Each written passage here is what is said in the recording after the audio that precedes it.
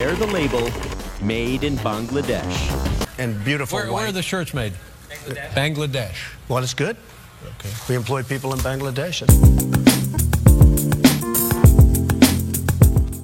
বছর খানেক ধরে যুক্তরাষ্ট্রের বাজারে তৈরি পোশাক রপ্তানিতে ভালো করছে বাংলাদেশ।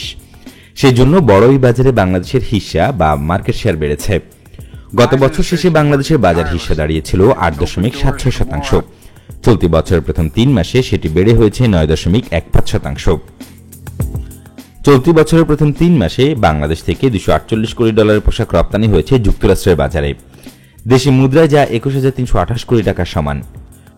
চলতি বছরের প্রথম 3 মাসে অর্থের হিসেবে যে পরিমাণ পোশাক রপ্তানি হয়েছে তা গত বছরের একই সময়ের তুলনায় 62.23% বেশি। ইউএস ডিপার্টমেন্ট অব কমার্সের office of textile and apparel বা অটেক্সার হালনাগাদ প্রতিবেদন থেকে এমন তথ্য মিলেছে। চলতি বছরের প্রথম 3 মাসে যুক্তরাষ্ট্রের ব্র্যান্ড ও ক্রেতা প্রতিষ্ঠানগুলো বিশ্বের বিভিন্ন দেশ থেকে $2,431 কোটি পোশাক আমদানি করেছে। গত বছরের একই সময়ের তুলনায় এবার আমদানি বেড়েছে প্রায় 39.71%। যুক্তরাষ্ট্র বরাবরই বাংলাদেশের তৈরি পোশাকের বড় বাজার। 9 বছর আগে সাভারের রানা প্লাজা ধসের পর বাংলাদেশের পোশাক কারখানার কর্মপরিবেশ নিয়ে প্রশ্ন উঠলে বাজারটিতে রপ্তানি কমে যায়। তারপর কারখানার কর্মপরিবেশ উন্নয়নে ব্যাপক সংস্কার কাজ করেন উদ্যোক্তারা। ফলে ধীরে ধীরে ঘুরে দাঁড়াতে শুরু করে বাংলাদেশের পোশাক রপ্তানি। অন্যদিকে চীন ও যুক্তরাষ্ট্রের মধ্যকার বাণিজ্য যুদ্ধের কারণে 2019 সালে দেশটির অনেক প্রতিষ্ঠান বিকল্প উৎস হিসেবে বাংলাদেশকে বেছে নেয়। তবে করোনার থাবায় রপ্তানি আবারও নিম্নমুখী হতে থাকে। গত বছরের মে মাস থেকে বাজারটিতে বাংলাদেশের পোশাক রপ্তানি আবারও বাড়তে শুরু করে। যুক্তরাষ্ট্রের বাজারে দীর্ঘদিন ধরে বাংলাদেশ তৃতীয় শীর্ষ তৈরি পোশাক রপ্তানিকারক।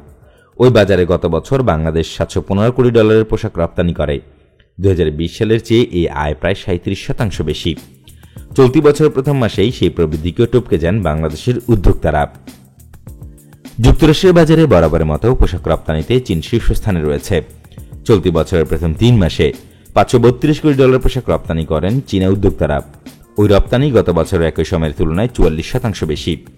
বর্তমানে যুক্তরাষ্ট্রের বাজারে চীনের হিস্সা 24%। যদিও 2018 সালে তাদের হিস্সা ছিল 33%। তারপর থেকেই বাণিজ্য যুদ্ধ ও করোনার কারণে চীনের বাজার হিস্সা কমতে থাকে।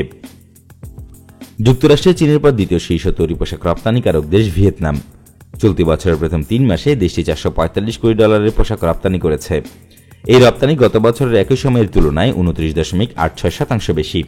তাদের বাজার হিস্সা 17.39%।